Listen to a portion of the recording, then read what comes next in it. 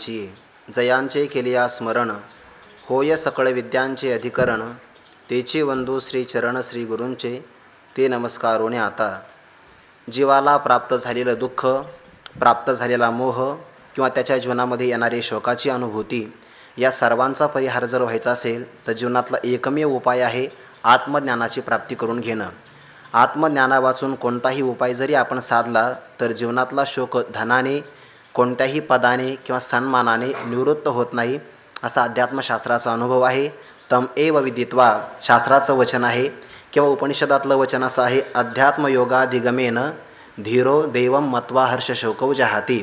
अध्यात्मज्ञानाचा समागम प्राप्त झाल्यानंतरच जो धियम ईरयती प्रेरयती परमात्म स्वरूपाकडे आपल्या बुद्धीला घेऊन जातो, असा धीर पुरुष देवम मत्वा स्वतःला परब्रह्म स्वरूप मानून हर्ष शोकौ जहाती हर्ष आणि शोकाचा परित्याग करतो. म्हणजे हर्ष आणि शोक यांचा परित्याग करण्याकरता अध्यात्मज्ञान प्राप्त झालं पाहिजे. आणि त्याच अध्यात्मज्ञानाचा दिव्य उपदेश भगवान परमात्मा या द्वितीय अध्यायापासून भक्तराज अर्जुनाच्या संबंधाने करत आहे. भगवंतांनी प्रारंभी काही उपदेश करताना विचार सांगितला, अर्जुना आत्मा हा नित्य स्वरूपाचा आहे. त्याकरता भूतकाळात मी होतो, तोही होता, हे सगळे राजे लोक होते, भविष्यातही आपण सगळे राहणार आहे असा एक विचार सांगितला. देह मात्र अनित्य स्वरूपाचा सांगितला. इंद्रियांचा आणि विषयांचा होणारा संयोग अनुकूल किंवा प्रतिकूलतेच्या संबंधाने सुख आणि दुःख देणारा आहे. येणारा जाणारा अनित्य असल्यामुळे त्यांना सहन केलं पाहिजे. जो इंद्रिय आणि विषयांचा संबंध सुखदुःख देणारा आहे यांना सहन करतो तो अमृतत्वाई कल्पते. अमृत स्वरूपाला प्राप्त करून घेण्याची योग्यता, सामर्थ्य त्याला प्राप्त होतं असंही भगवंतांनी सांगितलं. याच आपल्या मताचं स्पष्टीकरण करण्याकरता तत्वाची दृष्टी ज्यांना प्राप्त झाली त्या तत्वदर्शी पुरुषांनी जगताच्या संबंधाने एक निर्णय जाणलेला आहे. जो असत पदार्थ असतो त्याची विद्यमानता जरी आपल्याला काही कालापर्यंत दिसत असली, भासत असली, तरी त्याची विद्यमानता मात्र कधीही नसते. नासतो विद्यते भावो. आणि जे सत्स्वरूप आहे ते मात्र जरी अनुभवण्याचा विषय आहे, अनुभव स्वरूप आहे, त्याचा अनुभव खरा तर घेता येत नाही. स्वयमेवानुभूतित्वात विद्यते नानुभव्यता ज्ञातृज्ञानांतरा भावात अज्ञेय न तू असत्तया. ते अज्ञेय स्वरूपाचं आहे पण असत आहे असं मात्र म्हणता येत नाही, पण त्याचा अभाव कोणत्याही कालामध्ये कधी होत नाही. असा दोन्ही आत्मा आणि अनात्मा यांच्या संबंधाने असणारा निर्णय तत्वदर्शी पुरुषांनी जाणलेला असलेला आहे. याकरता त्या नित्य आत्मस्वरूपालाच काही देह प्राप्त होतात, ते देह मात्र अविनाशी नाही, विनाशी स्वरूपाचे आहे हा विचार सांगितला. त्यावर आपण एका शंकेचा असा विचार केला, भक्तराज अर्जुन कदाचित म्हणतील बरोबर आहे, भीष्मादिकांचे देह विनाशी स्वरूपाचे आहे, तत्संबंधाने मला शोक करण्याचं काहीच कारण नाही. पण असा मात्र नियम कधीच नाही की ज्या ज्या ठिकाणी आपल्याला शोक होत नाही त्या ठिकाणी पापाची प्राप्ती होत नाही, असं कधी होत नाही. एखादा द्वेषाचा विषय असणारा ब्राह्मण असेल, त्याची जर हत्या झाली तर शोक होण्याचं काही कारण नाही, पण त्याचा वध केल्यानंतर किंवा हत्या केल्यानंतर पाप घडत नाही असं मात्र होत नाही. पाप लागल्याशिवाय राहत नाही. भीष्मादिकांच्या संबंधाने मला कोणत्याही प्रकारचा शोक प्राप्त होणार नाही हे जरी खरं असलं, पण त्यांच्या शरीराचा वध केल्यानंतर मला पाप लागेल यात नवल नाही. मला तुम्ही म्हणता तस्मात युद्धस्व भारत, तू युद्ध कर, तो मला प्रेरणा करत असल्यामुळे तुम्हालाही पाप लागेल. भगवंतांनी याचं निराकरण केलं. आत्मस्वरूपाचा विचार केला तर अर्जुना एनम व्यक्ती हंतारम यश्चेन्नम मन्यते हतम उभवतो न विजानीतो नायम हंती न हन्यते. जो या आत्मस्वरूपाला मारणारा समजतो म्हणजे हनन क्रियेचा करता समजतो, तो देखील आत्मस्वरूपाला खऱ्या अर्थाने जाणत नाही. त्याचप्रमाणे हतम मन्यते या आत्मस्वरूपाला हनन क्रियेचं कर्म समजतो, म्हणजे त्या क्रियेतून मरणारा आहे आत्मा असं समजतो. ते दोघंही आत्मस्वरूपाचा विचार जाणत नाही, कारण हा आत्मा कधी जन्मालाच येत नाही. न जायते म्रियते वा कदाचिन नायम भूत्वा भविता वा न भूयः अजो नित्य शाश्वतोयम पुराणो न हन्यते हन्यमाने शरीरे. ज्याचा अगोदर कधीही अस्तित्व नसतं त्याचा जन्म होत असतो, आणि ज्याचा जन्म झाला त्याला बाकीचे असणारे अस्ति जायते वर्धते विपरिणमते अपक्षीयते विनश्यती मिर्यते ह्या सगळ्या विकारांची अनुभूती प्राप्त होते. आत्मा नित्य असल्यामुळे न जायते जन्मालाच येत नाही, मरण्याचा प्रसंग कधी प्राप्त होत नाही. पूर्वी नव्हता, आता उत्पन्न झाला, भविष्यामध्ये त्याचं अस्तित्व राहणार नाही असं कधीही घडत नाही. अज स्वरूपाचा आहे. शरीराचा जरी नाश झाला तरी पण त्याचा मात्र नाश होत नाही, हा भगवंताने विचार सांगितला. आणि अशा आत्मस्वरूपाला जो जाणतो तो पुरुष कसा बरी कुणाला मारील, अर्थात मारू शकणार नाही, किंवा कसा बरं कोणाच्याद्वारे इतरांच्याद्वारे मारला जाईल, अर्थात हेही घडणं शक्य नाही. आत्मानं चेद विजानीयात अयमस्मिती पुरुषः किमिच्छन् कस्य कामाय शरीरम अनुसंजविरेत, या श्रुतीचाच अनुवाद 21व्या श्लोकामध्ये केलेला आहे. कालपर्यंत आपण त्याचा विचार केला. ज्ञानोबारे स्पष्टीकरण करत असताना असं म्हणतात, शरीराचा जरी लोप झाला तर शरीराच्या लोपाच्या संबंधाने, नाशाच्या संबंधाने आत्मस्वरूपाचा नाश होतो. अशा प्रकारची भ्रांती आरोप आत्मस्वरूपावर मात्र करू नको. तैसे शरीराच्या लोपी सर्वथा नाश नाही स्वरूपी, म्हणून तू हे नारोपी भ्रांती बापा. कोणती भ्रांती? शरीराच्या लोपी स्वरूपी नाश होतो अशा प्रकारची भ्रांती नारोपी, याचा मात्र आरोप करू नको. कारण शरीराचा नाश झाला तर अज्ञानी पुरुष म्हणतात आता मी नष्ट झालो, तसं मात्र घडत नाही. शरीराचा नाश झाला तर आत्मस्वरूपाचा नाश होत नाही. शरीराची वाढ झाली तर माझी वाढ झाली असंही कधी घडत नाही, कारण वर्धते नावाचा विकार आपल्या ठिकाणी नाही. म्हणून शरीराच्या नाशाचा असणारा भ्रांतीचा आरोप आत्मस्वरूपावर मात्र करू नको, असा विचार सांगितला. या 22व्या श्लोकावर पुन्हा भक्तराज अर्जुनांनी एक शंका निर्माण केली, जी मधुसूदन सरस्वतींनी घेतलेली आहे. ते असं म्हणतात की भक्तराज अर्जुन कदाचित म्हणतील, प्रभू तुम्ही म्हणता बरोबर आहे की या आत्मस्वरूपाचा कधी जन्म होत नाही, कधी मरण प्राप्त होत नाही. समोर असणारे विश्वादिकांचे देह अंतवंत इमे देहा, हे मला कळालं. परंतु या देहाचा विचार करत असताना बहुता सुकृती नरदेह लाधला, असं आहे की नाही. म्हणजे अनेक प्रकारचं जन्मामध्ये सुकृत करावं आणि त्या सुकृतापासून अत्यंत दुर्मिळ असणारा, त्या दुर्मिळ गोष्टी सांगत असताना दुर्लभम त्रयमे वैतत देवानुग्रह हेतुकम मनुष्यत्वम, नरदेह सगळ्यामध्ये दुर्लभ सांगितला की नाही. मग दुर्लभ असणारा नरदेह विश्वादिकांचा असेल किंवा कोणाचाही असेल, या दुर्लभ असणाऱ्या नरदेहाचा नाश मी कसा बरं करावा अशी माझी शंका आहे. ठीक आहे, शोक करण्याचं काही कारण नाही, पण दुर्मिळ असणारा जो मनुष्यदेह आहे त्याचा घात होऊ शकतो ना. तर भगवंत म्हणतात अशी शंका घेण्याचं कारण नाही, कारण भीष्मादिकांचा हा देह काही आजचाच देह नाही. यांनी आतापर्यंत अनेक प्रकारचे देह बदललेले आहेत. आणि कसे बदलतात उदाहरण देऊन भगवंत सांगतात, वांसांशी जीर्णानि यथा विहाय नवानि गृह्णाति नरोपराणि तथा शरीराणि विहाय जीर्णान्यानि संयाति नवानि देहि. वांसांशी जीर्णानि यथा विहाय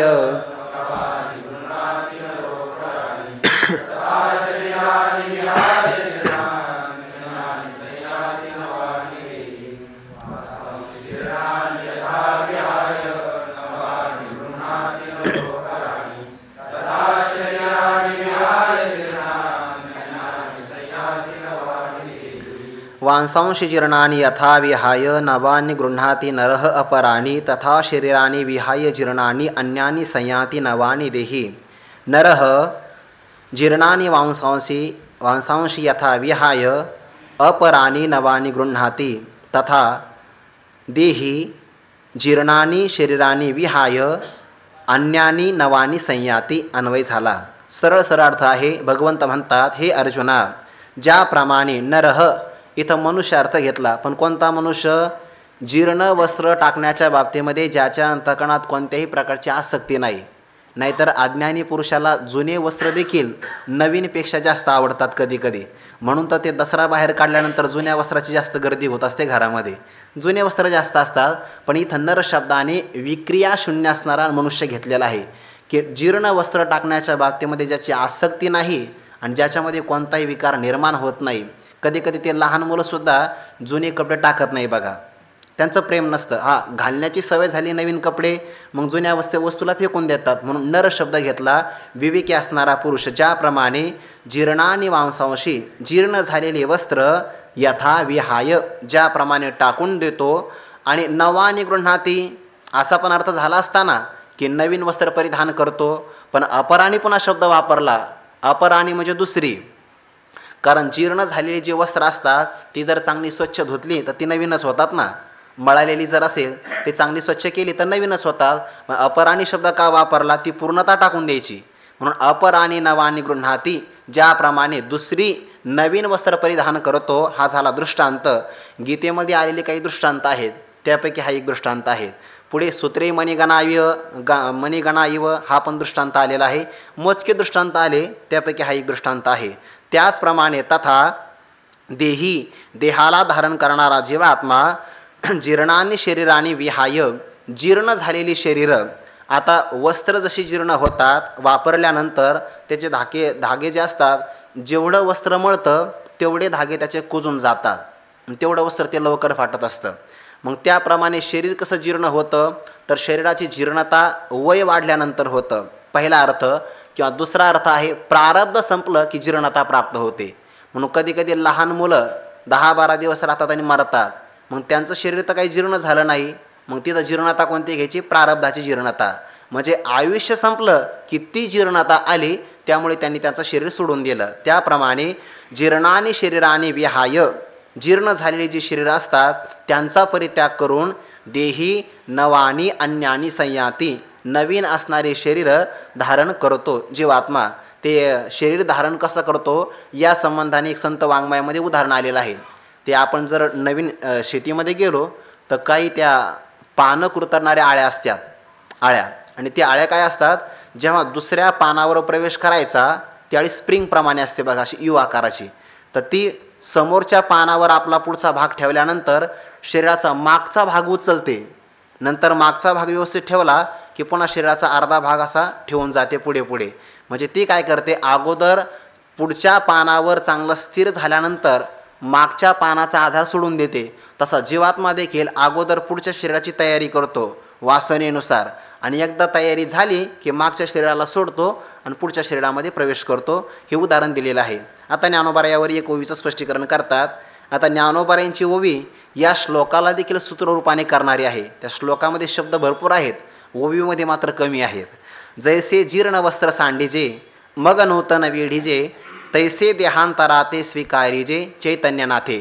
आणखीन थोडीसं बारीक जर अवलोकन केलं, सूक्ष्म अवलोकन, सूत्रामध्ये काय असतं, अल्पाक्षरम असतं ना, अक्षरांची संख्या कमी असते. तुम्ही आता अक्षराची संख्या घरी गेल्यानंतर मोजा, आता नका. जैसे जीर्ण वस्त्र सांडीजे मग नूतन वेडीजे, दृष्टांत घेतला. ज्याप्रमाणे जीर्ण बाबांनी तर मोजले पण हे श्लोकाला सूत्ररूप करतात ज्ञानोबाराय. जैसे जीर्ण वस्त्र सांडीजे, ते का सांगितले, तुम्हाला पुन्हा त्रास होऊ नये घरी गेल्यानंतर म्हणून. जीर्ण वस्त्र सांडीजे, ज्याप्रमाणे जीर्ण झालेल्या वस्त्राचा परित्याग करावा. मग नूतन वेडीचे, खरं तर असं आहे, जीर्ण वस्त्राचा परित्याग झाला किंवा न झाला तो भाग वेगळा आहे, पण दररोज आपले कपडे स्वच्छ असावे. घुलेबाबा पाठामध्ये सांगायचे बघा, धूत वस्त्र दररोज परिधान करावे. कारण कपड्यावर देखील कालच्या विचाराचे संस्कार होत असतात. आणि जर आपण दररोज नवीन म्हणजे पाण्यातून का होईना काढलेले जर वस्त्र परिधान केले तर आपलं मनही प्रसन्न राहतं. अनुभव घेण्यासारखा अनुभव आहे. आपले कालचे कपडे जर आपण घातले तर आपल्या मनामध्ये सुद्धा एक प्रकारचं मालिन्य असतं. आणि दररोजचे कपडे जर आपण नवीन पाण्यामध्ये फक्त सुचिरभूत जरी केले तरी नाविन्य प्राप्त होतं, प्रसन्नता प्राप्त होते. जीर्ण वस्त्र सांडीजे, जीर्ण झालेल्या वस्त्रांचा परित्याग करावा. मग नूतन वेडीजे, अगोदर परित्याग करावा मग नूतन वेडीजे. नाहीतर जीर्ण ही अंगात तसेच आहे पुन्हा नवीन घातले, तसं नाही चालत. मग नूतन वेडीचे, नवीन वस्त्र परिधान करावे. आता ओवीतला अर्थ बघा, ज्ञानोबरायाने भगवंताने काय केलं, दोन्ही ठिकाणी जीर्ण शब्द वापरला. वांसांशी जीर्णानी तिथं पण जीर्ण शब्द वापरला, आणि शरीराने जीर्णानी तिथं पण जीर्ण शब्द वापरला. ज्ञानोबराने हा जीर्ण शब्द फक्त वस्त्राकरता वापरला, शरीराकरता नाही वापरला. ओवीमध्ये जीर्ण वस्त्र सांडीजे मग नूतन वेडीजे, तैसे जीर्ण देहाते किंवा नूतन देहांतरा ते स्वीकारीजे असा शब्द नाही वापरला. म्हणजे ज्ञानोबराने फक्त वस्त्रांतर करण्याची प्रक्रिया घेतलेली आहे. ते शरीर जीर्ण केव्हा होतं, ज्याच्या त्याच्या प्रारब्धानुसार जेव्हा व्हायचं तेव्हा होतं, ते होऊ शकतं. पण प्रक्रिया मात्र दृष्टांत याच भावनेतून स्वीकारलेला आहे की देहांतराते स्वीकारीजे. शरीर जीर्ण होतं म्हणजे वृद्ध अवस्थेमध्ये असा अर्थ नाही घेतला, तर प्रारब्धाची जीर्णता, वयाची जीर्णता. त्याप्रमाणे अन्य देहांतराला चैतन्यनाथ म्हणजे जीवात्मा त्या शरीराचा काय करतो, स्वीकार करतो. दृष्टांतामध्ये हा भाव आहे. आता या जीवात्म्याची असणारी ही प्रक्रिया सांगितल्यानंतर जसं ज्ञानोबराय किंवा मधुसूदन सरस्वतींनी पण हा विचार केला, अर्जुना तुला इथं शोक करण्याचं काही कारण नाही. कारण काय आहे, भीष्मादिकांचा देह तपश्चर्या करून कृश झालेला आहे, वृद्धावस्थेला प्राप्त झालेला आहे. आणि जर तू त्यांना या युद्धामध्ये मारलं तर त्यांना स्वर्गाधिकांची प्राप्ती होईल. याचा अर्थ तू त्यांच्यावर अपकार करणार आहे असा भाव नाही. एका पद्धतीनं शरीर टाकण्याची त्यांचीच इच्छा आहे पण त्यांना टाकता येत नाही, तर तू जर त्याच्याकरता निमित्त मात्र झाला तर त्यांच्यावर तुझा उपकार होईल, त्यामुळे शोक करण्याचं काही कारण नाही. असं एक अपूर्व अर्थ त्यांनी या श्लोकावर केलेला आहे मधुसूदन सरस्वतींनी. म्हणून असा अपकार तू त्यांच्यावर करतोय. तू म्हणतो ना मी पार्थ द्रोणाचा केला, येणे धनुर्वेद मज दिला, तेने उपकारी काय आभारेला वधी तया ते, जेथीची या कृपालाही जेवर तेथेची म्हणे व्यभिचार, तरी काय मी भस्मासूर अर्जुन म्हणे. तर असा भस्मासूर म्हणून घेण्याची काही गरज नाही, त्यांच्यावर अपकार नाही, उलट तुझ्या हातून त्यांच्यावर उपकार घडणार आहे. कारण शरीर कृश झालेच आहे तपामुळं, तर त्यांचा परित्याग तुझ्यामुळे घडणार आहे आणि मग त्यांना कोणत्याही प्रकारचे क्लेश न धारण करता लगेच स्वर्गाधिकांची प्राप्ती होईल. म्हणून भाग्यवान मान युद्ध कर असं भगवंत सांगतात. हा त्याचा लय अपूर्वता सांगितली. आता या आत्म्याचं स्वरूप सांगत असताना कोणीही आत्मस्वरूपाला मारण्याकरता समर्थ होऊ शकत नाही. सर्वांच्या ठिकाणी असणारा सामर्थ्याचा अभाव 23व्या श्लोकामध्ये सांगितला. नंतर आत्म्याचं 24व्या श्लोकामध्ये सांगत असताना हे सांगितलं की हेतू सांगितला का यांचा घात होऊ शकत नाही. आणि 25व्या श्लोकामध्ये सगळ्या प्रमाणांचा अभाव आहे तो विचार पुढे सांगणार आहे क्रमशः. असं मधुसूदन सरस्वतीने या श्लोकावर चिंतन केलं. घात कोणी कसा करू शकत नाही 23व्या आणि 24व्या श्लोकामध्ये सांगतात. नैनं छिन्दन्ति शस्त्राणि नैनं दहति पावकः न चैनं क्लेदयन्त्यापो न शोषयति मारुतः अच्छद्योऽयमदाह्योऽयमुक्ल्योऽद्यो शोष्ट एव च नित्यः सर्वगतस्थाणुरचलोऽयं सनातनः न चैनं क्लेदयन्त्यापो न शोषयति मारुतः अच्छद्योऽयमदाह्योऽयमुक्ल्योऽद्यो शोष्ट एव च नित्यः सर्वगतस्थाणुरचलोऽयं सनातनः नैनं छिन्दन्ति शस्त्राणि नैनं दहति पावकः न चैनं क्लेदयन्त्यापो न शोषयति मारुतः अच्छद्योऽयमदाह्योऽयमुक्ल्योऽद्यो शोष्ट एव च न एनं छिन्दन्ति शस्त्राणि न एनं दहति पावकः न च एनं क्लेदयन्ति आपः न शोषयति मारुतः अच्छेद्यः अयम् अदाह्यः अयम् अक्लेद्यः अशोष्यः एव च नित्यः सर्वगतः स्थाणुः अचलः अयं सनातनः. या दोन्ही श्लोकाचा पदच्छेद आपण केला. सरळ सरळ अर्थ आहे एनम आत्मानं शस्त्राणी न छिंदंती. कोणत्याही प्रकारचं शस्त्र या आत्मस्वरूपाला छेद करू शकत नाही, कापू शकत नाही. कारण ज्याला कापायचं असतं त्याला अवयव असावे लागतात. एखाद्या झाडाला आपण तोडू शकतो का बरं?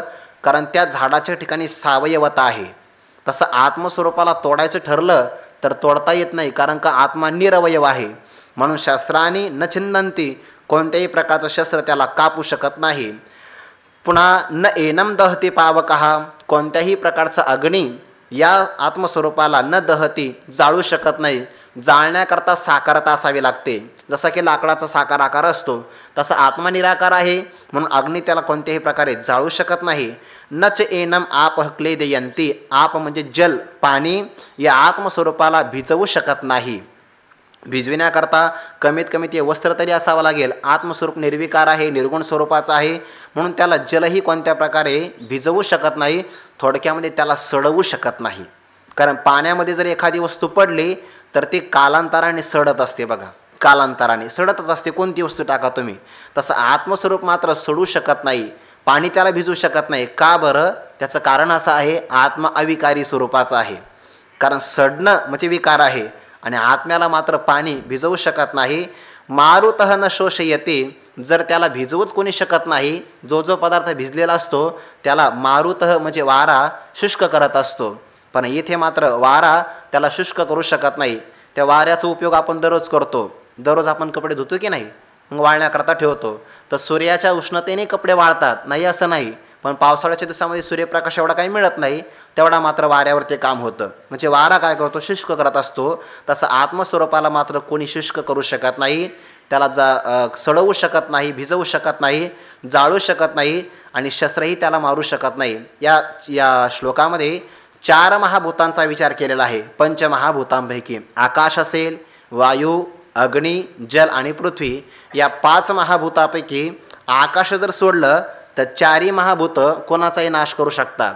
जसा की वारा कोणालाही उडवून घेऊ जाऊ शकतो, जल असेल कुणालाही ते भिजवू शकतं, अग्नी कुणालाही जाळू शकतो, किंवा पृथ्वी पण घात करू शकते, भूकंप वगैरे होते की नाही. तर या पंचमहाभूतापैकी 4 महाभूत सर्वांचा नाश करतात, आणि या पंचमहाभूतांचं वैर मात्र परस्परामध्ये आहे बरं का. ज्ञानोबराय पुढे ते धृती शब्द सांगत असताना 13व्या अध्यायामध्ये म्हणतात ना की तरी तत्वा परस्परे उघड जाती स्वभाव वैरे, नवहे पृथ्वी ते निरे न नाशिजे, निराते आटी तेज, तेजा वायुशी झुंज, वायू ते सहज गगन भक्षी, आणि तेवीची कोणीही वेळे, आपण काहीसयाही न मिळे, आतरी कोणी वेगळे आकाश हे. त्या सगळ्या पंचमहाभूतांचा विचार केला तर ते म्हणजे थोडक्यामध्ये नवहे पृथ्वी ते निरे न नाशिजे, पृथ्वीला पाणी नष्ट करत नाही का, अर्थात नष्ट करतं. त्या पाण्याला वायू नष्ट करतो, वायूला अग्नी नष्ट करते. या सगळ्या पंचमहाभूतामध्ये सगळेजण परस्पराला नष्ट करतात. त्यांच्यामध्ये उघड उघड जातीचा आणि स्वभावाचं वैर आहे, पण तरी देखील ते मात्र भगवंताच्या कृपेनं या एका देहामध्ये ऐक्याने राहतात, धैर्याने राहतात, आणि त्यांच्या त्या धैर्याला धृती असं म्हणतात. तर त्या पंचमहाभूतापैकी 4 महाभूत यांचा जरी वैर असलं परस्परामध्ये, तर इथे मात्र ते आत्मस्वरूपाला हानी करू शकत नाही. पावक म्हणत असताना तेज घेतलं, मारुत म्हणत असताना वायू घेतला, आप म्हणत असताना जल घेतलं, आकाशाचा संबंध काहीच येत नाही. पण पृथ्वी शब्द वापरला नाही तर शास्त्राने या पदाने पृथ्वी घ्यायचं. कारण पृथ्वी म्हणजे काय असेल, तलवार असेल, तलवार म्हणजे लोखंड आहे, आणि लोखंड मातीतूनच निर्माण होतं ना, पृथ्वीतून निर्माण होतं. म्हणजे 4 महाभूतांचा इथं विचार केला, ते मात्र आत्मस्वरूपाला घात करू शकत नाही. का करू शकत नाही त्याचा हेतू पुढे सांगतात. शस्त्र का बरं आत्मस्वरूपाला घात करू शकत नाही, त्याचे तुकडे करू शकत नाही, सांगतात अयम अच्छेद्य, हा आत्मा कसा आहे, छेदनीय नाही, याचा घात करता येत नाही. अच्छेद्य असल्यामुळे शस्त्र याचा छेद करू शकत नाही. शस्त्राला छेद करण्याकरता सावयवता असावी लागते ना, किंवा छेद करण्याकरता काहीतरी आकार असावा लागतो. अच्छेद्य असल्यामुळे शस्त्र याला छेदू शकत नाही. अग्नी का जाळू शकत नाही, अदाह्य, दाहकता तेव्हाच ठिकाणी संभवू शकते जर दाह्य पदार्थ समोर असेल तर. दाह्य दाहक विभाग हे असं ज्ञानोबा सांगतात. पण आत्म्याला मात्र कोणी जाळू शकत नाही अदाह्य स्वरूपाचा असल्यामुळे. पाणी काय याला सडवू शकत नाही, अक्लेद्य स्वरूपाचा, क्लेद्य म्हणजे भिजवणं, हा अक्लेद्य असल्यामुळे पाणी त्याला भिजवू शकत नाही. वारा का शोषू शकत नाही, कोरडा करू शकत नाही, अशोष्ट स्वरूपाचा, हा एवकार सगळ्या ठिकाणी लावायचा. अच्छेद्य एव, अदाह्य एव, अक्लेद्य एव आणि अशोष्ट एव असा हा आत्मा असल्यामुळे कोणत्याही प्रकारचं पंचमहाभूतापैकी असणारी 4 महाभूत या आत्मस्वरूपाचा घात करू शकत नाही. कसा आहे आत्मा, नित्य. आता पाठीमागे पण अजय शब्द आला, नित्य शब्द आला, तर भाष्यकार असं म्हणतात हे नित्य सर्वगत स्थाणु अचल अयम सनातन, या शब्दांची पुनरावृत्ती झाली किंवा पुनरुक्ती झाली असा दोष मात्र घेऊ नका. या ठिकाणी एखादी गोष्ट जर महत्त्वाची असेल, आपण म्हणतो ना ऐका बरं का, ऐका ऐका, का बरं, मग ऐका ऐका म्हणत असताना झाली ना पुनरुक्ती, तर दोष म्हणता येत नाही. एखादी महत्त्वाची गोष्ट असेल तर अभ्यासांगाने ते सांगावे लागते. किंवा दुसरा एक भाव असा आहे, आत्मस्वरूप ही एकदा ऐकून भागत नाही. तच्चिंतनम तत्कथनम अन्योन्यम तत्प्रबोधनम कुठपर्यंत करावं लागतं, आसुप्ते रामृते कालम नयेद वेदांत चिंतया. हे सकाळी उठल्यापासून रात्री झोपी जाईपर्यंत, जन्मल्यापासून मरेपर्यंत किंवा शेवटच्या श्वासापर्यंत हे चिंतन करावं लागतं ना. म्हणून भगवंताची ही दया आहे, याला पुनरुक्ती म्हणू नका. नित्य हा कसा आहे, नित्य आहे म्हणजे कालपरिच्छेद रहित आहे. जो पदार्थ भूतकालात नव्हता, प्रागभावाचा प्रतियोगी जो असतो त्याचा जन्म होत असतो, आणि प्रध्वंसा भावाचा प्रतियोगी असतो त्याचं मरण घडत असतं. हा मात्र प्रागभावाचा अप्रतियोगी असल्यामुळे आणि प्रध्वंसा भावाचा अप्रतियोगी असल्यामुळे नित्य स्वरूपाचा आहे. म्हणजेच कालपरिच्छेद नाही. कालपरिच्छेद नसल्यामुळे जन्मही नाही, पुन्हा मृत्यूही नाही. कसा आहे, पुन्हा सर्वगत आहे. सर्वगत म्हणजे सर्व व्यापक आहे. सगळ्या देशामध्ये परमात्म्याची विद्यमानता आहे, म्हणून देश परिच्छेद त्याला नाही. नित्य आहे, सर्वगत आहे. नित्य म्हणण्यामध्ये कालपरिच्छेद नाही, सर्वगत म्हणत असताना वस्तू परिच्छेद नाही किंवा देश परिच्छेद नाही. कारण सगळ्या देशामध्ये आहे त्यालाही सर्वगत असं म्हणतात, आणि सर्वांच्या अंतःकरणामध्ये आहे त्यालाही सर्वगत असं म्हणतात. या सर्वगत शब्दाने देश परिच्छेद आणि वस्तू परिच्छेद दोन्ही प्रकारच्या परिच्छेदाचं निराकरण केलं. कसा आहे पुन्हा आत्मा, स्थाणु. स्थाणु म्हणजे अविकारी अविनाशी स्वरूपाचा आहे. स्थाणू म्हणजे काय, लाकडाचं खोड त्याला स्थाणू असं म्हणतात. आणि ते कसं असतं, एक रूपाने स्थित असतं. तसा हा देखील एक रूपाने स्थित आहे. पंचदशीच्या भाषेमध्ये नोदेती नास्तमेते का संविदेशा स्वयंप्रभा, हे कसं एक रूपाने आहे, याचा कधी नाश होत नाही, उत्पत्ती होत नाही. अचलह, चल शब्दाचा अर्थ होतो विकार, ज्याच्यामध्ये बदल होतो ना त्याला चलायमान असं म्हणतात. आणि हा मात्र अविकारी आहे, थोडक्यामध्ये अपक्षय नाही म्हणून अचल म्हणतात. आणि पुन्हा कसा आहे, सनातनः, पुरापी नवम, अगदी जुनाट आहे, अनादि स्वरूपाचा, पण नित्य नूतन आहे. नित्य नूतन म्हणजे थोडक्यामध्ये कोणत्याही प्रकारचा विकाराचा स्पर्श नाही, विशुद्ध स्वरूपाचा, म्हणून सनातन म्हणतात. आणि हे सगळे हेतू असल्यामुळे याला कोणतं शस्त्र तोडू शकत नाही, अग्नी जाळू शकत नाही, पाणी त्याला सडवू शकत नाही, आणि वायू शुष्क करू शकत नाही. हा सगळा विचार सांगितल्यानंतर ज्ञानोबा त्यावर आता स्पष्टीकरण करतात. हा अनादि नित्य सिद्ध निरुपाधी विशुद्ध मनवुनी शस्त्रादिकी छेद न घडे या. मनवुनी शब्द पाठीमागे कारण परंपरा सांगत असतो. शस्त्रादिकी छेद या न घडे मनवुनी, कशामुळे, अनादि म्हणवुनी, नित्यसिद्ध म्हणवुनी, निरुपादी म्हणवुनी, विशुद्ध म्हणवुनी, यया शस्त्रादिक छेद न घडे, शस्त्रादिकांच्या माध्यमातून याचा छेद घडत नाही. भाव असा आहे बरं का. शस्त्रादिकांचा छेद कुठे कुठे घडू शकतो, तो पदार्थ साधी असावा लागतो, तो अनित्य स्वरूपाचा असावा लागतो, उपाधी असावी लागते, आणि अशुद्ध असावा लागतो. हे चार जर घडले तर शस्त्रादिकांचा छेद घडू शकतो, आणि हे चार जर घडले नाही तर शस्त्रादिकाचा छेद घडत नाही. क्रमशः आपल्या अल्पबुद्धीप्रमाणे थोडंसं चिंतन याचा करता येईल आपल्याला. अनादि सांगितलं आत्म्याला, यया अनादि छेद न घडे, या आत्म्याला अनादि असल्यामुळे कोणत्याही प्रकारचा छेद घडत नाही. अनादि कोण, आदि म्हणजे काय, उत्पत्ती किंवा कारण, ज्याची उत्पत्ती कारण सांगता येतं तो पदार्थ साधी असतो. आणि आत्मसंबंधाने मात्र न जायते, त्याचा आदि कारण कधी सांगता येत नाही, अनादि आहे. जो जो पदार्थ उत्पन्न होतो, जो साधी असतो, त्याचा शस्त्राने छेद घडू शकतो. कल्पना करा, शरीर आहे, शरीर अनादि आहे का साधी आहे, साधी आहे, म्हणजे उत्पत्ती संपन्न आहे, म्हणून त्याचा काय होतो, शस्त्रादिकाच्या माध्यमातून छेद घडतो. आत्मा मात्र अनादि असल्यामुळे त्याचा कधीही पूर्वकालामध्ये नव्हता आणि भविष्यकालामध्ये राहणार नाही असं कधी घडत नाही. कालपरिच्छेद नसल्यामुळे शस्त्र त्याचा घात करू शकत नाही, अनादिपदाने सांगितलं. म्हणजे पहिला हेतू ज्ञानोबा सांगतात की नित्य शब्दाचं भाषांतर ते आहे की अनादि असल्यामुळे शस्त्राधिक त्याचा छेद करू शकत नाही. बरोबर आहे, तुम्ही काय म्हणता, आत्मा अनादि आहे, परंतु संसाराला देखील भगवंतांनीच पुढं अनादि असं म्हटलेलं आहे. 15व्या अध्यायामध्ये नांतो न चादिर्णच संप्रतिष्ठा म्हटलं की नाही, न आदिही, म्हणजे संसार पुन्हा अनादि झाला की, म्हणजे संसार, परमात्मा जर अनादि आहे तर शस्त्रादिकांनी छेद घडत नाही, तसा संसार देखील अनादि आहे ना, मग संसाराचा देखील छेद घडणार नाही. ज्ञानोबा म्हणतात बरोबर आहे, अनादि लक्षण संसारावर गेलं पण नित्यसिद्ध लक्षण मात्र संसारावर जात नाही. म्हणून दुसरं शब्द लक्षण सांगतात, हेतू सांगतात, संसार जरी अनादि असला तर संसार मात्र नित्यसिद्ध नाही. नित्यसिद्ध नाही म्हणजे जेव्हा संसाराची आपल्याला प्रतीती येते तेव्हा संसार असतो, जेव्हा संसाराची प्रतीती नसते तेव्हा संसार स्वरूपे करून नसतोच. याला दृष्टीसृष्टीवाद असं म्हणतात. स्वप्नातल्या पदार्थाला अस्तित्व कुठपर्यंत आहे, जेव्हा स्वप्नाला आपण बघतो तोपर्यंत स्वप्नातल्या पदार्थांचं अस्तित्व आहे. एकदा स्वप्नातून जाग झालं की स्वप्नातले पदार्थ नाही. तसंच जागृतीचं देखील आहे. वेदांत परंपरेमध्ये ज्या ज्या पदार्थाची आपल्याला अनुभूती येते, ज्या ज्या पदार्थाचं दृष्टी म्हणजे ज्ञान असतं, तेव्हाच त्या पदार्थांची सत्ता असते, सृष्टी असते. त्याला दृष्टीसृष्टीवाद असं म्हणतात. संसार जरी अनादि सांगितला, प्रवाहरूपाने अनादि सांगितला संसार, ते 6 पदार्थामध्ये संसार येत नाही.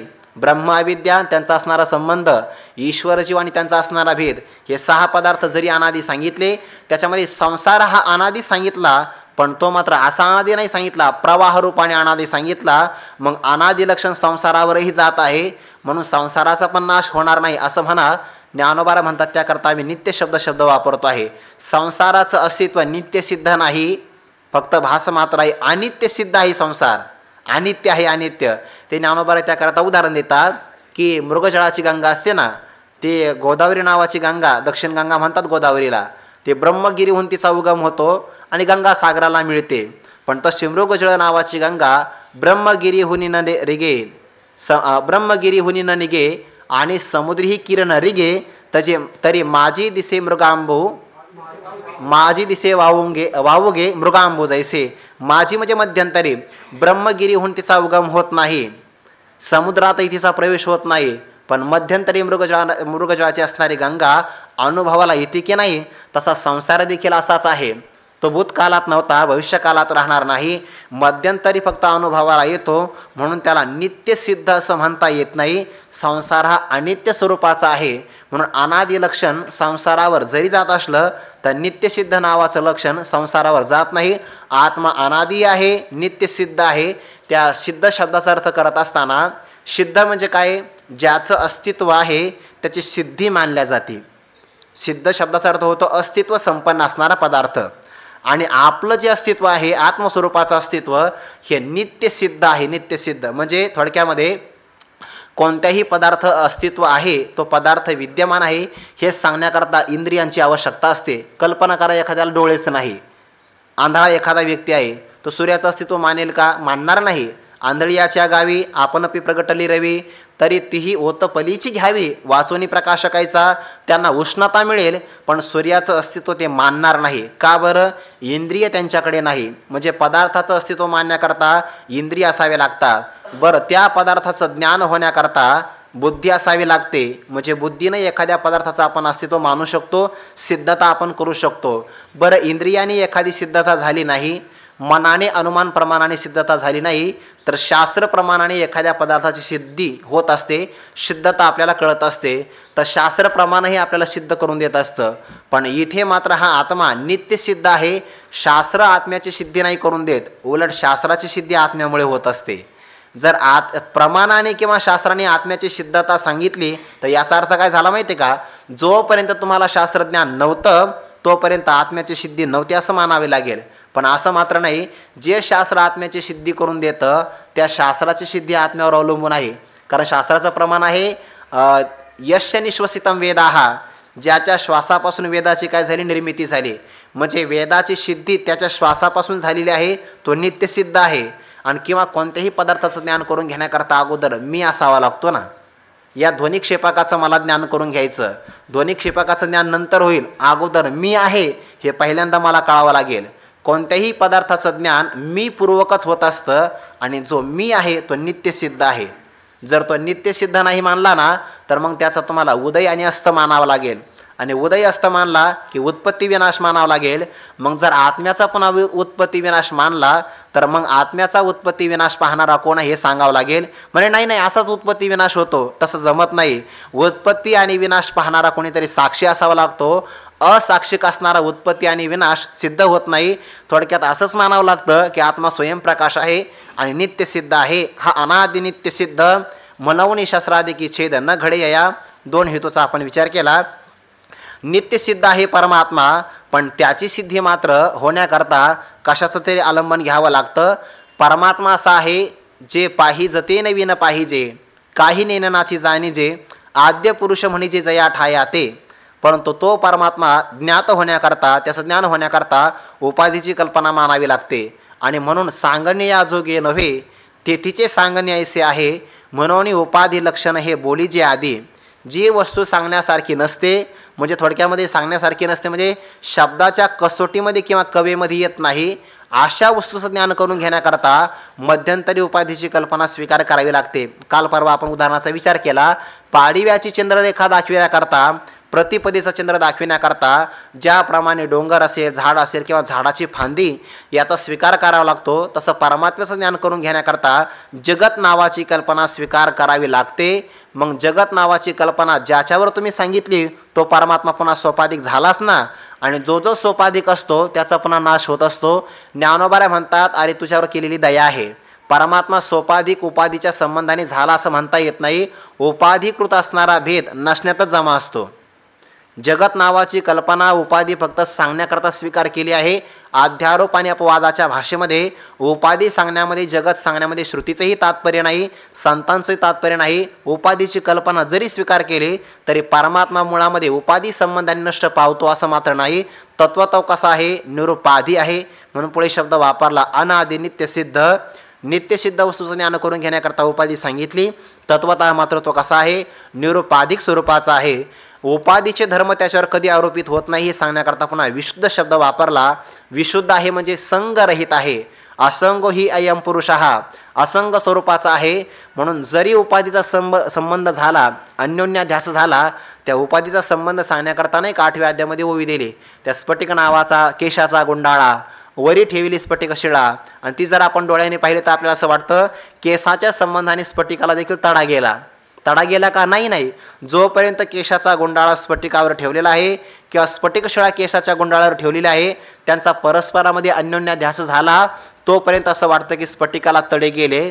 तत्वता जर पाहिलं तर केशाचा गुंडाळा जर बाजूला केला तर आपण त्या स्फटिकाला काही जोड दिलेला नाही, तरी त्या शिळेला का सांधलेला आहे का? नाही. जशी तशी आहे ती तशा प्रकारे आत्मा देखील उपाधीच्या कल्पनाने जरी तुम्हाला सोपाधिक वाटला तर निरुपाधिक आहे.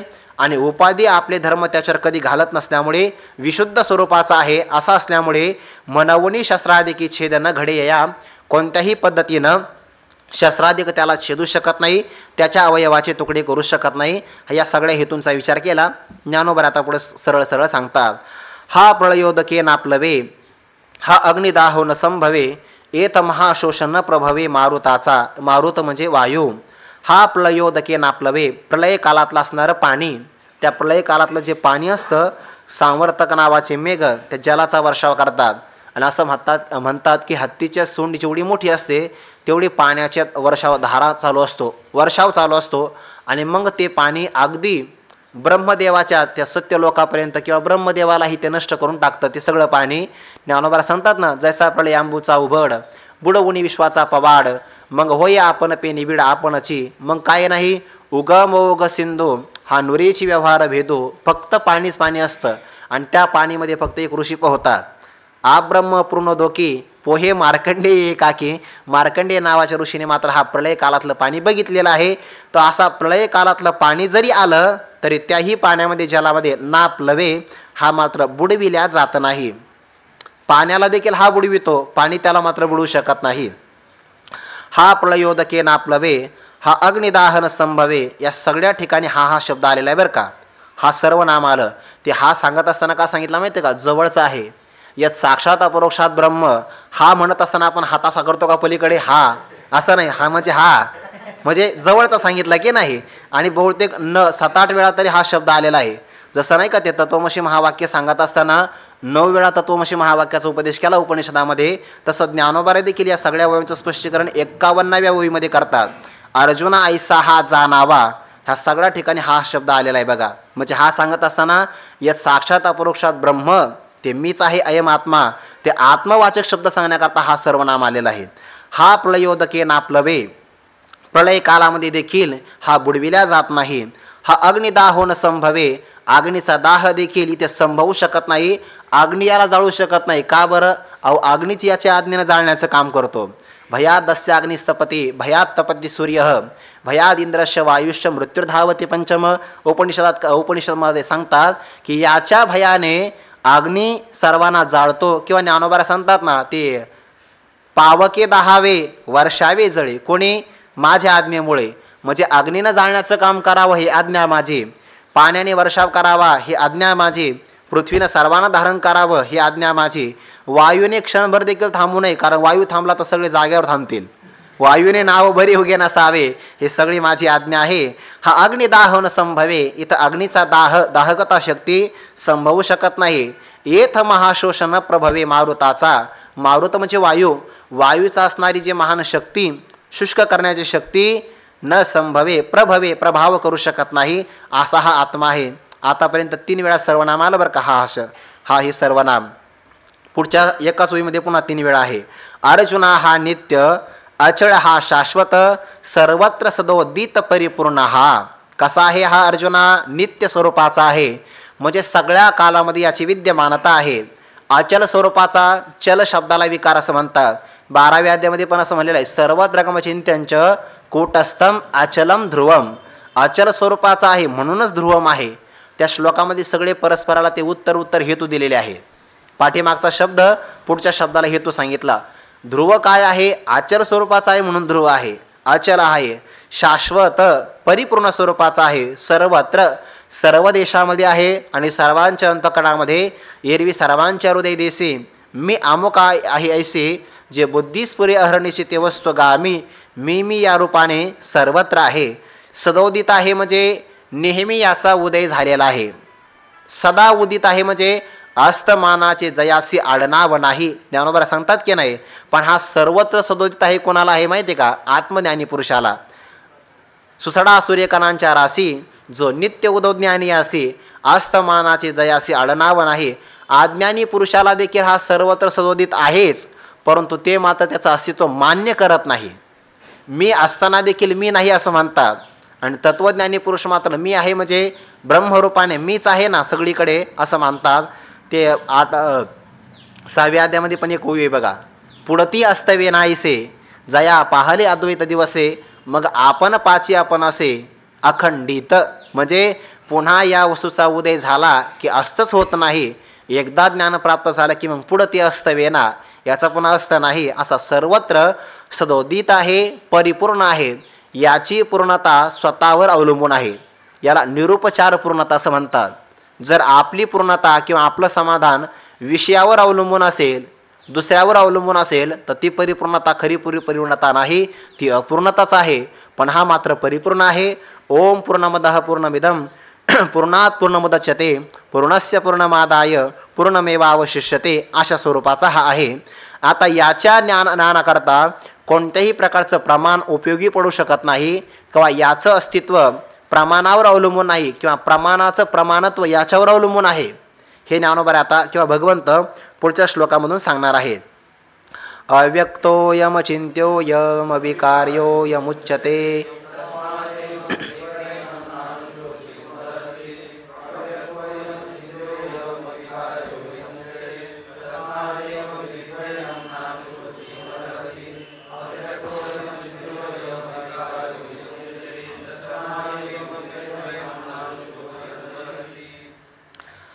अव्यक्तः अयम अचिन्त्यः अयम अविकार्यः अयम उच्यते तस्मात् एवं विदित्वा एनं न अनुशोचितुम अर्हसि. भगवंत म्हणतात अर्जुनाला, कसा हे आत्मा अयम अव्यक्तः अव्यक्त स्वरूपाचा आहे. अव्यक्त आहे म्हणजे बुद्धिवृत्ती देखील या परमात्मा स्वरूपाला जाणू शकत नाही. बुद्धिवृत्ती जाणू शकत नाही. का बरं जाणू शकत नाही? कारण ते स्वयंप्रकाश आहे. अव्यक्त शब्दाचा सांगितला किंवा व्यक्त शब्दाचा एक दुसरा अर्थ होतो व्यक्त म्हणजे साकार, आकाराला प्राप्त झालेला. हा साकार स्वरूपाचा नाही, निराकार आहे, म्हणून त्याला अव्यक्त म्हणतात. आणि अव्यक्त असल्यामुळे प्रत्यक्ष इंद्रिय गोचरत्व याच्या ठिकाणी कधीच नाही. म्हणजे आत्मा प्रत्यक्षाचा विषय होत नाही इंद्रियांच्या माध्यमातून, म्हणून अव्यक्त सांगितला. म्हणे मग मनाने चिंतन करा असाही नाही. उपनिषदकारी एका ठिकाणी सांगतात मनसा एव इदम आप्तव्यम, मनाने हा जाणला जाऊ शकतो, बरोबर आहे. पण दुसरीकडे सांगतात ना येतो वाचो निवर्तन्ते अप्राप्य मनसासह, मनानेही हा जाणला जात नाही. म्हणजे मनाची नखी न लगे असा तो आहे, म्हणून त्याला अचिंत्य असं म्हणतात. मन चिंतन करू शकतं त्या पदार्थाचं, पण त्याच्या चिंतनाची धाव मात्र इथपर्यंत पोहोचू शकत नाही जे पाऊनी चिंतवणे हिमफुटी झाले. चिंतनही त्याकरता त्रस्त झालं, चिंतन नाही करता येत, अचिंत्य स्वरूपाचा आहे. अव्यक्त असल्यामुळे इंद्रियाच्या प्रत्यक्षाचा विषय नाही, अचिंत्य असल्यामुळे मनाच्या माध्यमातूनही जाणण्याचा विषय नाही. पुन्हा कसा आहे? अविकार्य स्वरूपाचा. षडभाव विकारापैकी कोणताही विकार निर्माण होत नाही अशा स्वरूपाचा आहे. हे कोणी सांगितलं? अयम उच्यते. शास्त्रकार असं म्हणतात या संबंधाने. शास्त्रकार असं म्हणतात म्हणजे शास्त्राने असं म्हटलेलं आहे. भगवंत शास्त्राचं प्रमाण सांगतात. आणि म्हणून हे अर्जुना एनम एवं विदित्वा तस्मात, तस्मात म्हणजे ह्या कारणामुळे, एनम आत्मानम या आत्म्याला, एवं विदित्वा असं जाणून म्हणजे आत्मत्वाने जाणून, त्वम शोचितुम अनुशोचितुम न अर्हसि, तो मात्र या आत्मसंबंधाने शोक करण्याकरता योग्य नाहीस. तू शोक करण्याकरता योग्य नाहीस, शोक करू नको असं भगवंतांनी सरळ सरळ कोणत्याही प्रकारचं प्रमाण इथं नाही या प्रमाणाचा अभाव सांगितला. म्हणजे कोणतंही इंद्रिय किंवा अंतकरणाची वृत्ती या परमात्म्याला जाणू शकत नाही. आणि म्हणूनच या संबंधाने असं शास्त्रकार म्हणतात हा विचार सांगितला. ज्ञानोबा यावर आता स्पष्टीकरण करतात. हा तर्काची ये दिठी गोचर नो हे किरीटी, ध्यान याची ये भेटी उत्कंठावा आहे. कसा आहे हा आत्मा? तारकाची दिठी किरीटी गोचर नोहे, ज्याने किरीट धारण केलं त्या अर्जुनाच्या नावाच्या जे काही 10 नावं आहेत किंवा काही काही ठिकाणी सांगतात की 12 नावं आहेत, त्या महाभारतामध्ये सगळ्या नावाचा उल्लेख केलेला आहे, सगळ्या नावाचा. आता तो अध्याय सांगता येणार नाही, पण बहुद्या पहिल्याच पर्वामध्ये असेल ते निवात कवचांचा ठाई फिडेला नाही का, तो प्रसंग जिथं आलेला आहे ते या 10 नावाचा उल्लेख झालेला आहे. ते निवात कवचांचा नाश करण्याकरता त्या भक्तराज अर्जुनाच्या मस्तकावर इंद्राने अभिषेक करून एक मुकुट घातला, किरीट म्हणतात त्याला, आणि तो किरीट परिधान केल्यामुळे अर्जुनाचं किरीटी हे नाव तयार झालं. राजसूय यज्ञाच्या प्रसंगी अनेक प्रकारचं धन संपादन केलं म्हणून त्याला धनंजय असं म्हणतात. धनुष्य धारण केलं धनुर्धर असं म्हणतात. पृथ्वीचा पुत्र आहे म्हणून त्याला पार्थ म्हणतात. कुंतीचा असल्यामुळे कौंतेय असं म्हणतात. शत्रूंना तप्त करतो म्हणून त्याला परंतप असं म्हणतात. या सगळ्या नावाचा उल्लेख तिथं आलेला आहे. आणि बहुतेक ते अर्जुनाचा जन्म फाल्गुन महिन्यात झालेला आहे, म्हणून त्याला फाल्गुन असं म्हणतात. मग देखा ते तर फाल्गुनू असा शब्द आला आहे.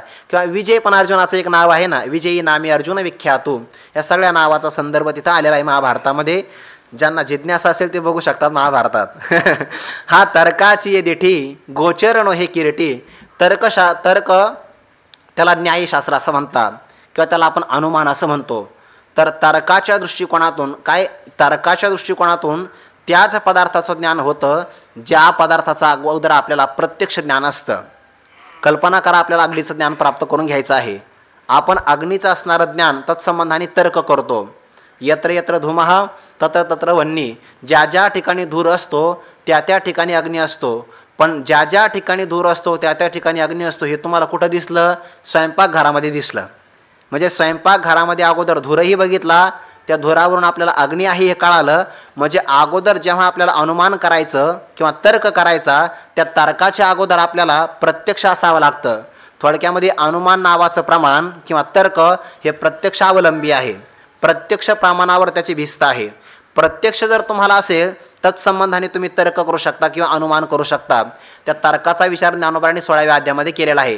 ज्ञानी पुरुषांना जे ज्ञान प्राप्त झालेलं असतं ते ज्ञान कसं प्राप्त झालं अंतःकरणामध्ये, याकरता अगोदर त्यांची लक्षणं बघावी लागतात.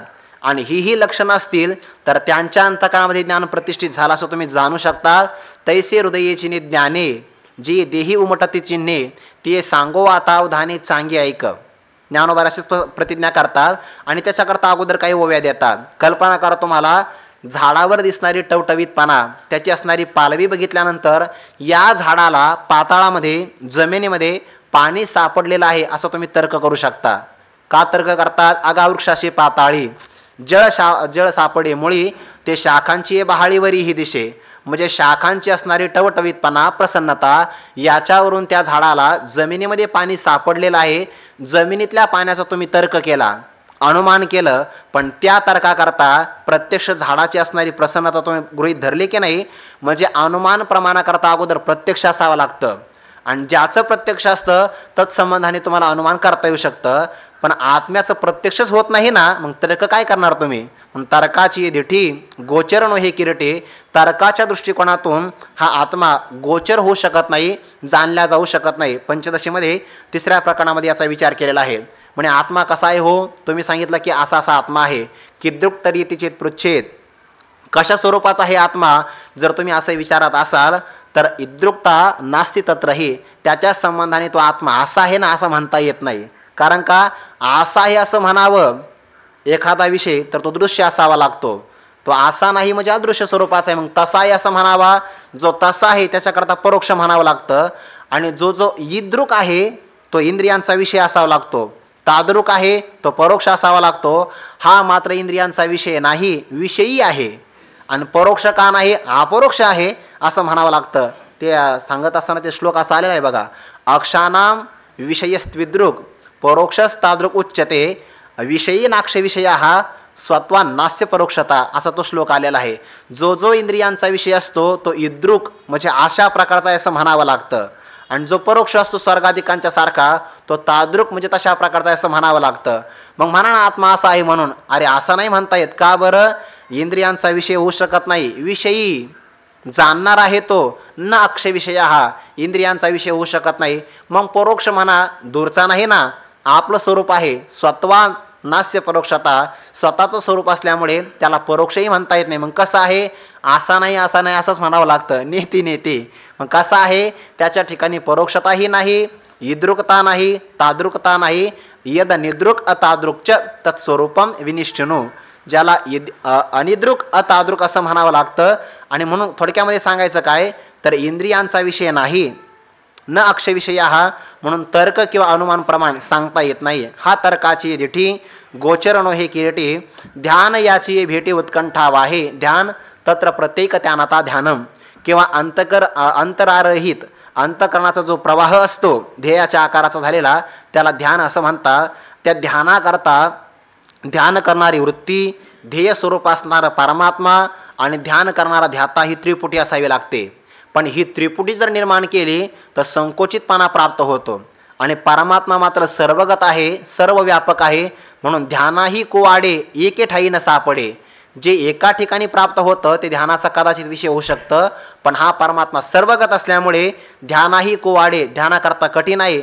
एके ठाई न सापडे व्यक्तिसी माझी वडे, कवने हि नोये. ध्यान याची भेटी उत्कंठा वाहे. ध्यान याच्या प्राप्तीकरता कायम उत्कंठित झालेलं असतं. ध्यानाने परमात्मा प्राप्त होऊ शकत नाही. जो ध्याने सुये मानसी, तया लागी नाही तू त्याचे दिशी. ध्यानही विसरे ते नेसे वालभ तुझं. ध्यान करण्याकरता परमात्मा समोर ठेवावा लागतो ना, आणि समोर ठेवला की दूर झाला. दुसऱ्याची कल्पना केली आपण, त्रिपुटी आली की द्वैताची कल्पना झाली, आणि द्वैताची कल्पना झाली की आपल्यापासून आपली आत्मवस्तू हरवली. म्हणून ध्यान याची भेटी उत्कंठा वाहे. ज्याची भेट घ्यायची त्याला दूर कल्पना केली तर कशी काय भेट होईल, ती भेट आता कायम न भेटण्यामध्ये जमा राहील. म्हणून ध्यान याची भेटी उत्कंठा वाहे. कायम उत्कंठित असतं की मला आता तरी भेट होईल, आता भेट होईल. भेट मात्र होऊ शकत नाही. कधी होईल, ध्यानही विसरे ते निसी वालभ तुझं. ध्याता जर ध्यान करण्याचा विसरला, ज्याचं ध्यान करायचं तो मीच आहे एवढं ध्यान केलं निधी ध्यासन, तर मग मात्र भेट होऊ शकते. ध्यान याची भेटी उत्कंठा वाहे. कसा आहे, हा सदा दुर्लभ म्हणा. आपण हे साधना निस्सीम हा अर्जुना पुरुषोत्तम. हा सदा दुर्लभ म्हणा. मनाला परमात्मा प्राप्त होत नाही. त्याचं कारण आहे मन एकदिशी आहे. दुसरं कारण मन विकारी आहे. तिसरं कारण मन चंचल आहे. परमात्मा सर्व व्यापक आहे, एक दिशी मनाला प्राप्त होणार नाही. मन विकारी आहे, परमात्मा अविकारी आहे, म्हणून मनाला दुर्लभच आहे. आणि विशेष म्हणजे मन चंचल स्वरूपाचा आहे, परमात्मा अचल स्वरूपाचा आहे, म्हणून मनाला कधीही प्राप्त होणार नाही. शुद्ध बुद्धी जाणे, अशुद्ध बुद्धी न जाणे. पण कोणत्या प्रमाणात जाणे, फक्त अज्ञानाचं आवरण भंग करणे तिथपर्यंतच जाणे. त्याचं प्रकाशन करण्याकरता न जाणे हे तितकंच खरं आहे. वाचोनी न होती स्वतंत्र आत्मबोधी, किंवा तैसा आत्मदर्शनी आढळ असे जो अविद्येचा मळ, तो शास्त्र नाशी इथपर्यंत मन जाणू शकतं. कारण शुद्ध मनाची ती वृत्ती व्हावी लागते. अहम ब्रह्मास्मित्याकारक वृत्ती झाली की त्या वृत्तीमध्ये प्रतिफलित झालेलं चैतन्य ते असणारं अज्ञानाचं आवरण किंवा अज्ञानाला भंग करतं. कारण का, कल्पितच वृत्ती असते आणि कल्पितच अज्ञानाला नष्ट करते. अकल्पना की कल्पतरो असणारा जो परमात्मा आहे अकल्पित स्वरूपाचा, त्याला मात्र वृत्ती प्रकाशित करू शकत नाही. म्हणून हा मनाला सदैव दुर्लभ आहे, सदा दुर्लभ म्हणा. सगळ्याच कालामध्ये मनाला दुर्लभ आहे. आपण हे साधना कोणत्याही साधनेच्या माध्यमातून परमात्मा प्राप्त केल्या जाऊ शकत नाही. जे साधनेनं प्राप्त होतं ते साध्य असतं आणि परमात्मा साध्य मात्र नाही. भगवंत म्हणतात ना, अर्जुना माझे ठाई आपण पेविन सौरस नाही, मी उपचारी कव नाही ना कळेगा. कोणत्याही उपचाराच्या माध्यमातून मी प्राप्त होऊ शकत नाही, किंवा जे उपचार करतात त्या कोणत्याही साधकाला मी प्राप्त होत नाही. दोन्ही पण अर्थ घेऊ शकता. उपचारे कव नाही उपचारे ना कळेगा. कोणत्याही उपचाराने प्राप्त होत नाही हा एक अर्थ, किंवा उपचारे कोणाही ना कळेगा, उपचाराने कोणालाच प्राप्त होत नाही असा अर्थ. मग कोणाला प्राप्त होईल, ते साधनांचा देखील परित्याग करावा लागतो. साधनांचा अभिमान ठेवावा लागत नाही. ज्ञानोबारांची उवी आहे ना, तैसा आत्मसाक्षात्कार होईल देखोनी गोचर, ऐसा साधन हतीर हळूची ठेवी. साधनाची मर्यादा एका मर्यादेपर्यंत आहे, तिथपर्यंत साधनाचं जतन करावं लागतं. पण आत्मसाक्षात्कार आता गोचर होईल याकरता साधनांचा देखील परित्याग करावा लागतो. तिथं विवेक वैराग्यसी आटे बंद मोक्षेसी वृत्ती ते अवृत्तीशी बुडवणे जाय. म्हणून आपण हे साधना, आप म्हणजे प्राप्त, साधनांना प्राप्त होत नाही. मग कसा आहे, अर्जुना हा पुरुषोत्तम आहे. क्षर आणि अक्षर या पुरुषापेक्षा उत्तम पुरुष ज्याला म्हणतात 15व्या अध्यायामध्ये, तो उत्तम पुरुष आहे. म्हणजे कसा आहे त्याच्याकरता ज्ञानोबा उदाहरण देतात. विश्व घेऊन गेला मागेशी, तया चोरा ते कवन की गिवसी, जे कोणी एकी दशायसी ते निरुपाधिक, ते माझं स्वरूप आहे. म्हणजे अविद्येला खाणारं ज्ञानही बुडून गेलं. आता नाही असं म्हणता येत नाही, कारण ते आहे. मग आहे म्हणा आणि नस आहे असं नाही. असणही ज्याला सहन होत नाही, नाही म्हणण्याची सोय नाही, नाही म्हणताच येत नाही, मग आहे असं म्हणा. आहे म्हणण्याकरता दुसरा कोणी नाही, असं जे स्वरूप आहे त्याला पुरुषोत्तम असं म्हणतात. आणि हा निस्सीम आहे, म्हणजे देश काल वस्तू परिच्छेद रहित आहे, अनंत आहे. अनंत असल्यामुळे ब्रह्मस्वरूप आहे.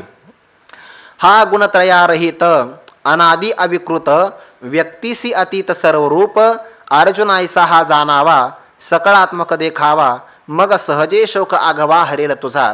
जीवनातला सगळा शोक हरण करायचा असेल, आघवा शब्द वापरला बरं का. थोडक्यामध्ये शोक हरण तर कायमच होतो ना, त्यालाच काय म्हणतात लयरूप निवृत्ती. ती लयरूप निवृत्ती मुमुक्षुला अपेक्षित नाही. शोक हरण करायचा असेल तर आत्यंतिक व्हावा लागतो, म्हणून आघवा शब्द वापरला. मुळासहित शोक हरण करायचा असेल तर असं जाणावं लागेल. गुणत्रयारहित सत्व रज आणि तम या 3 गुणांच्या रहित परमात्मा आहे, म्हणजे निर्गुण आहे. गुणत्रयारहित म्हणजे 3 गुणाच्या काय आहे, तो अतीत स्वरूपाचा, निर्गुण स्वरूपाचा. ते गुण शब्दाचा गोड अर्थ आहे. सत्व रजतम याला एक गुण असं म्हणतात, आणि जो दोर असतो त्याला एक गुण असं म्हणतात. जो दोर बांधण्याचं काम करतो, या 3 गुणापैकी हे 3 गुण बांधण्याचंच काम करतात. तत्र सत्व निर्मलत्वात प्रकाशकम अनामयम सुखसंगेन बध्नाती, बांधतोच तो. रजोरागात्मकम विद्धी तृष्णासंग समुद्भवून तन्नी बध्नाती, तोही बांधतोच. आणि तमस्त्व ज्ञानजम विद्धी मोहनम सर्वदेहिनाम प्रमादालस्य निद्राभिस्तन्नी बध्नाती, हे सगळे बांधतातच, म्हणून ते गुण आहेत. पण ते गुण चांगले नाहीत. हा आत्मा मात्र गुणत्रयारहित 3 गुणांच्या अतीत आहे. अनादि अविकृत, अनादि जन्मरहित आहे. अविकृत कोणत्याही प्रकारचा विकार नाही, जन्मच नसल्यामुळे पुढचे 6 विकार नाही. व्यक्तीशी अतीत, व्यक्त म्हणजे साकार, आणि साकार जे जे पदार्थ असतात त्याच्या तो अतीत आहे, पलीकडे आहे, सगळ्यात पलीकडे आहे. पुरुषान्न परा साकाष्ठा, पुरुषान्न किंचित, पुरुषान्न परम किंचित, त्याच्या पलीकडे काही नाही येतो. आता पुरुषान्न परम किंचित साकाष्ठा सा परागती, परागती आहे म्हणजे अतीत आहे. आणि पुन्हा कसा आहे, सर्वरूप आहे, सर्वांच्या रूपाने तोच तर आपल्याला अनुभवाला येतो आहे विवर्त रूपाने. जसं तो रज्जू आहे सर्प रूपाने अनुभवाला येतो आहे, तसा परमात्मा जगताच्या रूपाने विवर्त रूपाने अनुभवाला येतो आहे.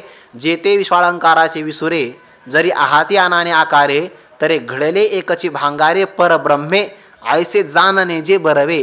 म्हणजे ज्ञानी पुरुष अज्ञानी पुरुष अलंकाराला पाहतो, आणि सुवर्णकार अलंकारामध्ये असणारं सोनं पाहतो, तसा अज्ञानी पुरुष जगताला पाहतो. आणि जो तत्वदर्शी असतो तो मात्र जगताला न पाहता, थोडक्यात विषयाला त्याची वृत्ती विषय न करता विषयोपहित चैतन्याला विषय करते. असं सर्वरूप पाहावा, असा सर्वरूप तो आहे.